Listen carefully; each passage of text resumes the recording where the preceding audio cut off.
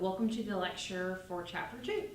So Chapter 2 is all about the different sources of tax law that are out there and how to find them, how to cite them. There are really two components to this chapter.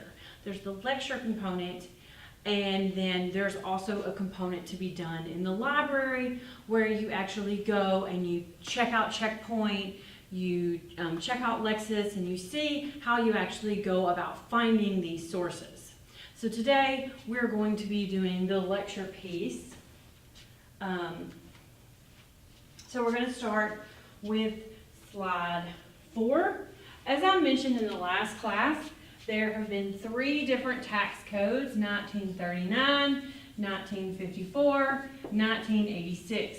We are currently in the 1986 tax code. Okay? So, the code really is, when we say the code, we're talking about the tax code. And it really is the supreme law of the land. The code trumps everything else. Now I want to say, who writes the code? Who writes the code? Not the IRS. People always say, oh, the IRS. No, the IRS does not write the code. The Treasury Department does not write the code. Congress writes the code. We are talking about the legislative branch of government. And today we will be going back a little to your 8th grade government class. Okay? So the legislative branch, or Congress, writes the code. Currently we are in the 1986 code. Okay? And the code really is the tax law of the land. There are 2 circumstances where the code can be trumped. The first one is the U.S. Supreme Court. If the U.S. Supreme Court comes in and says that the code is unconstitutional as written, they win. Period. It is unconstitutional and it cannot be applied as written. Second, treaties. So treaties are done with the U.S. and some other government. There are a lot of treaties out there. Some of them pertain to tax, some of them not at all. So when we're talking about treaties, we're talking about tax treaties. Tax treaties can trump the code if they're more current. Whichever one is most current wins. Okay? So those are really the 2 things that can trump the code. And we are first going to talk about legislative sources of tax law, which is really the tax code. Okay?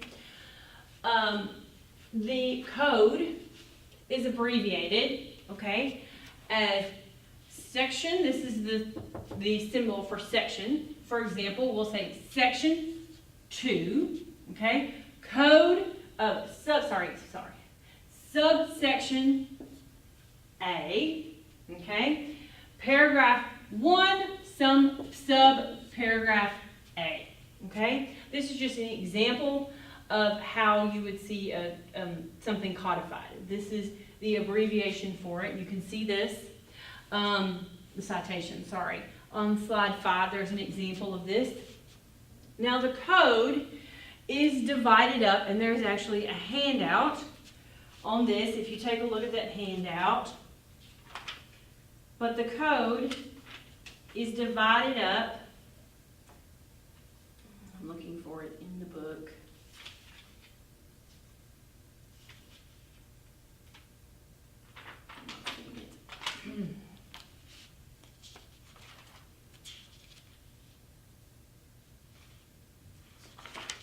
There is a handout that I encourage you guys to take a look at. But the code is divided up into subtitles. And titles, okay? But we are always going to be in subtitle A. Let me get the sheet out. Make sure I'm saying it.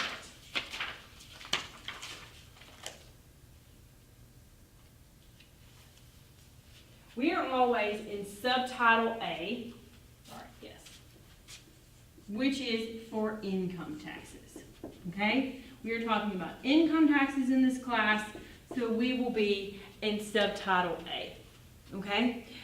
The Internal Revenue Code is in Title 26. So this is the Internal Revenue Code, is Title 26. We're talking about the laws related to environmental laws. It may be in subtitle 20. No, I don't know. But subtitle 26 is where the Title 26 is where the tax code is found. Under that, we have subtitles. Usually we are in subtitle A for income taxes, okay? And then under that, we have chapters. And if you take a look at figure 2.1, you can see this. We have chapters. And then under chapters, we have subchapters. You may have heard the term subchapter K, or subchapter C, or subchapter S. These are the different subchapters that you're in. Subchapter K deals with partnership tax. Subchapter C deals with C Corp. Subchapter S deals with S Corps, etc. Okay?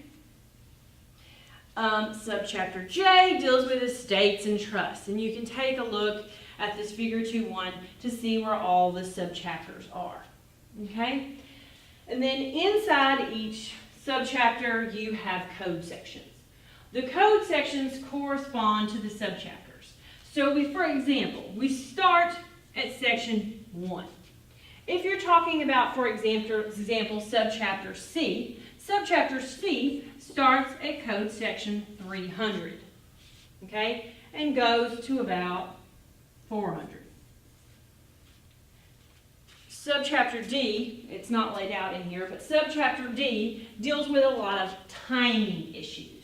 Subchapter D starts at 400 and goes on, okay? Subchapter A and B are the subchapters where we will be, for the most part in this class. There are some other subchapters that we will look at, such as subchapter O, okay? But for the most part, we're going to stay in subchapter A and B in this class. Let's see, anything else on the code? There are a couple of the things I want to mention.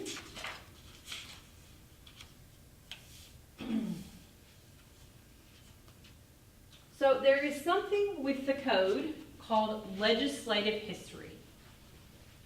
So legislative history is where Congress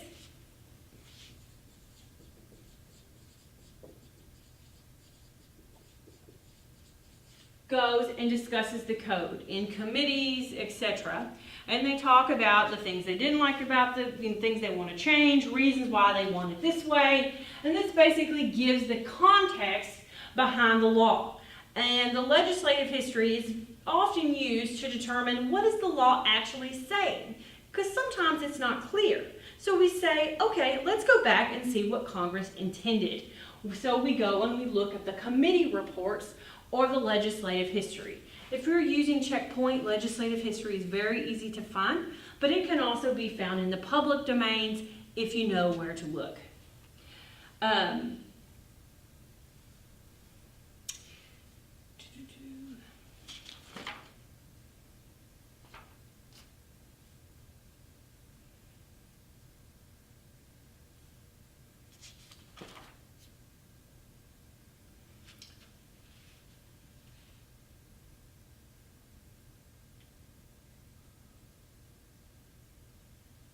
There's also something called the Blue Book, which has to do with the code. It's called the Blue Book because it's a book that is blue.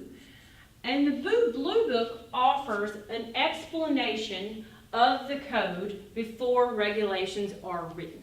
The Blue Book is written by the Joint Committee on Taxation, which is a very prestigious committee where all the top tax minds are, tax accountants and tax attorneys working together.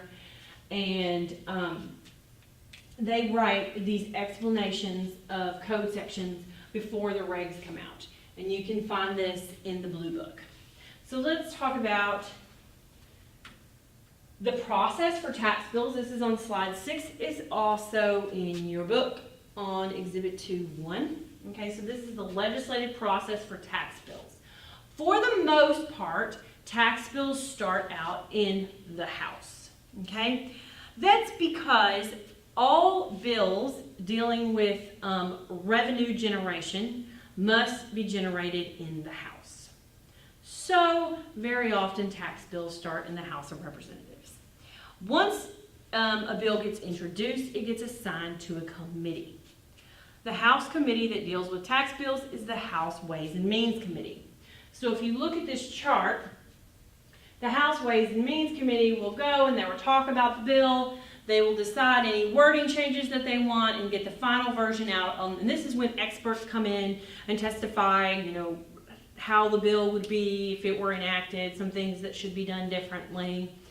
And then the committee sends the final version of the bill to the full House. And the full House takes a vote on the bill.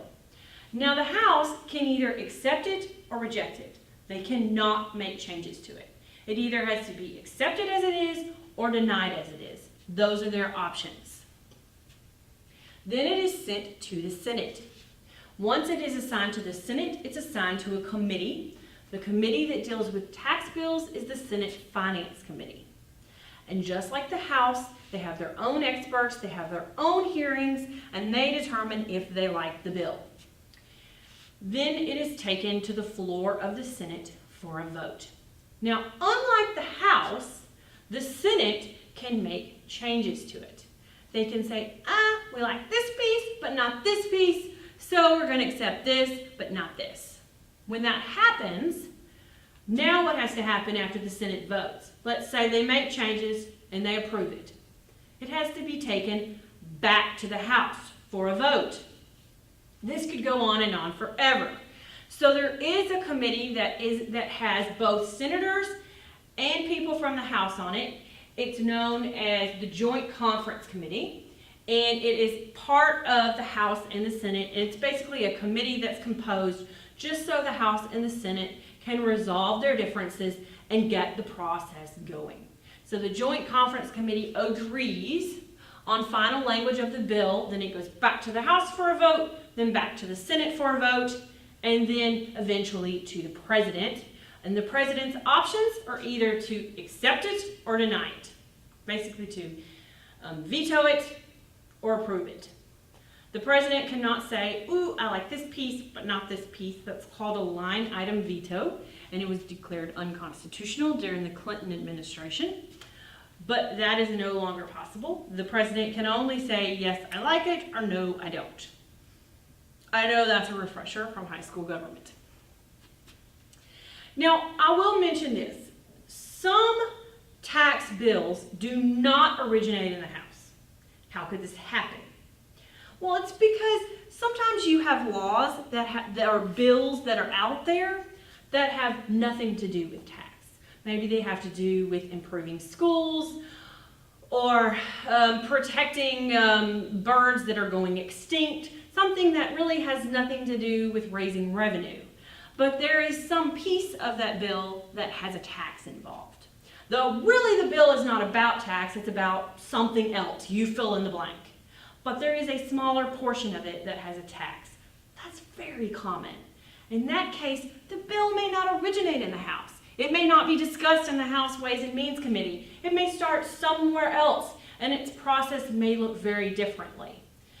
But if it is a bill that is really just for raising revenue, it has to start in the House, and it has to be assigned to the House Ways and Means Committee, and will look very much like you see in Exhibit 2-1.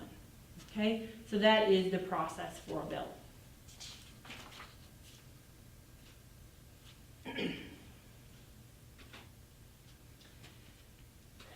The next topic is on administrative sources of tax law.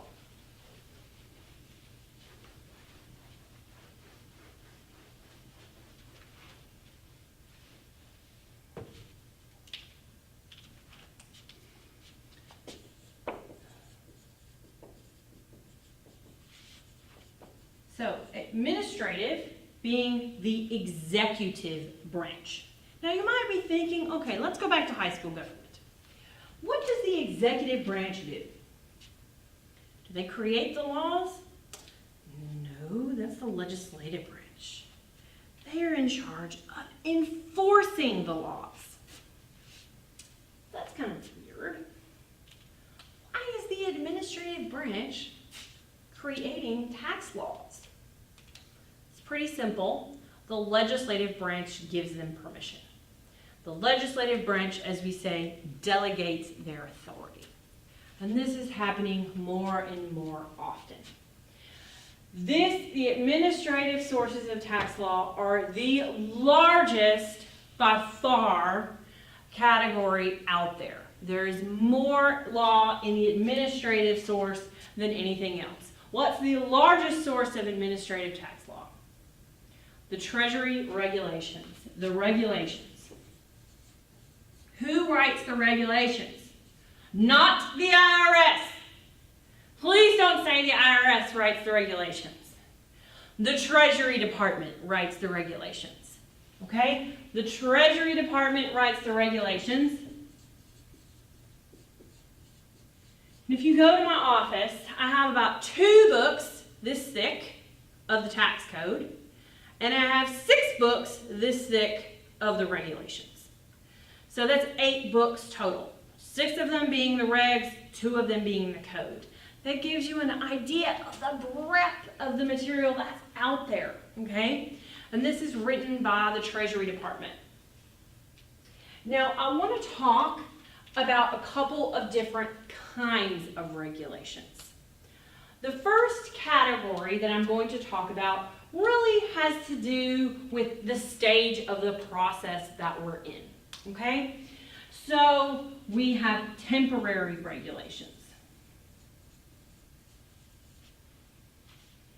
These are regulations that are issued temporarily, okay? They do have the force and effect of law, but they are temporary. And they sunset, that means they expire, okay? Expire, or sunset, the word is sunset, 3 years from the date that they are enacted. Okay, so they are just that, they are temporary. The other category is proposed. Proposed regulations do not have the effect of law, okay?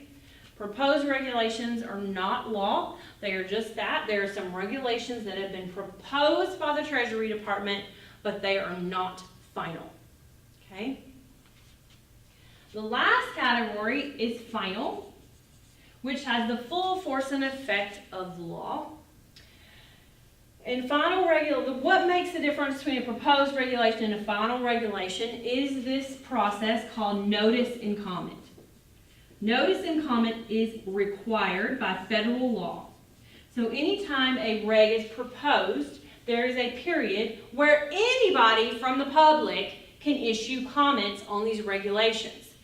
And some people, or I should really say companies or groups, are very, very active in issuing notice and comments. For example, the AICPA is very, very involved in writing notice and comments.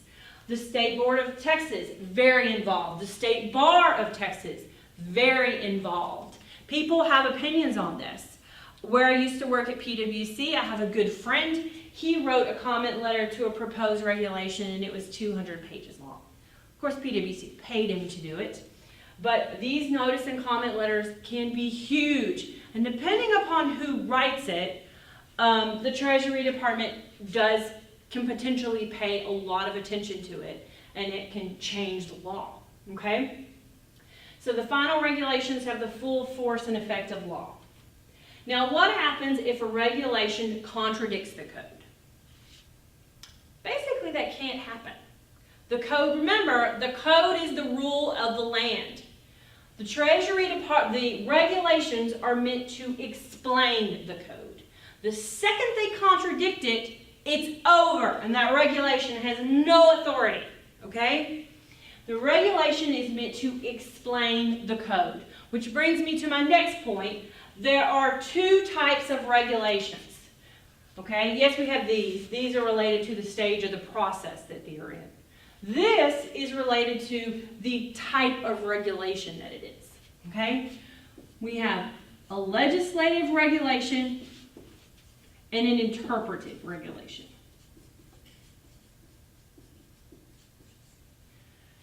So, a legislative regulation has more authority than an interpretive regulation. They both cannot contradict the tax code.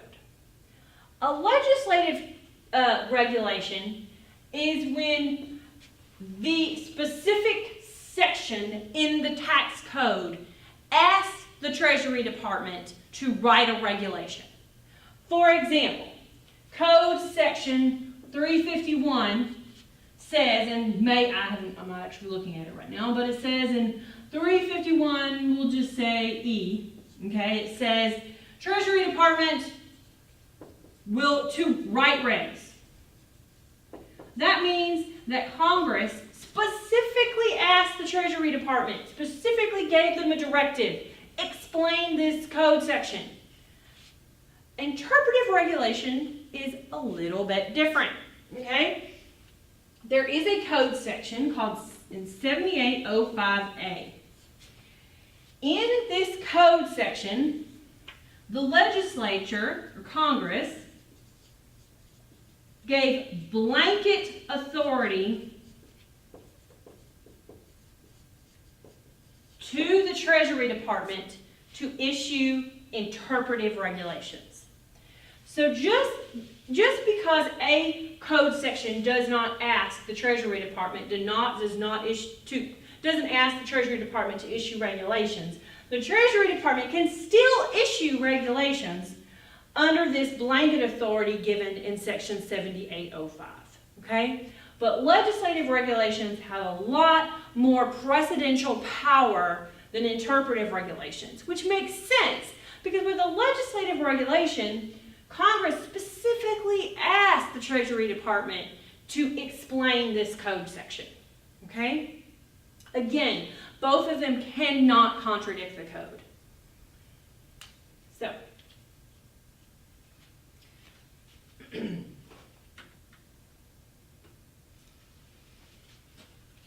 there are lots of other forms of administrative bodies of law. I wanted to talk about the regulations first because, honestly, it's the biggest, okay? When you cite regulations,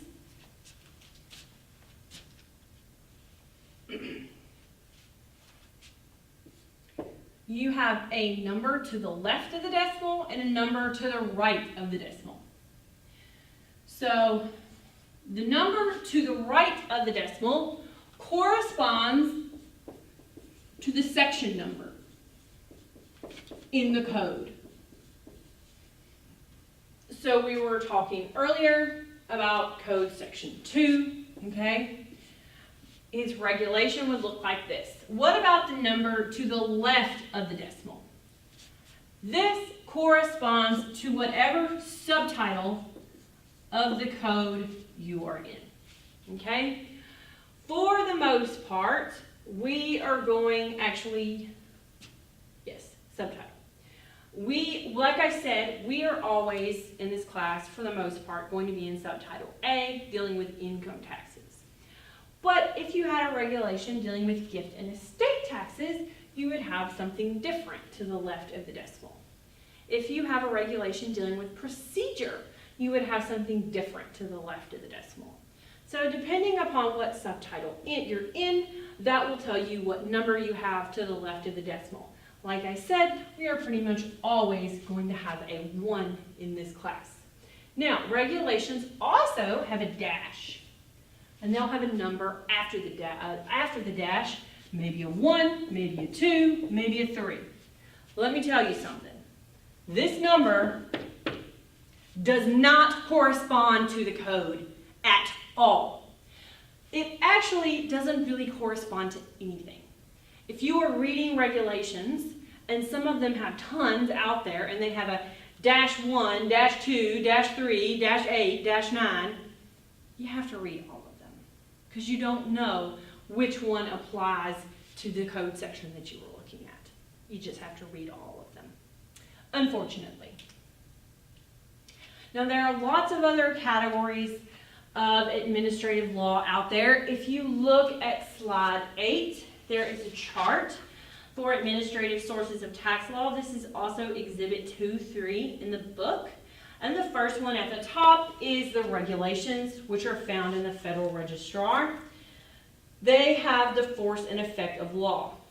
The temporary regulations are also on there, which are up here, okay?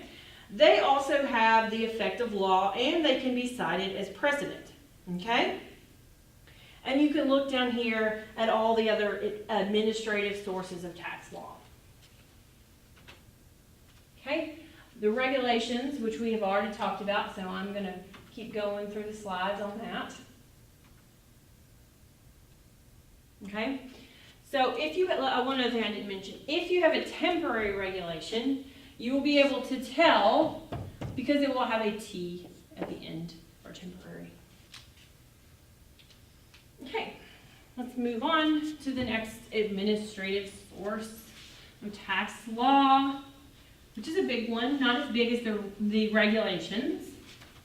But we have revenue rulings and revenue procedures.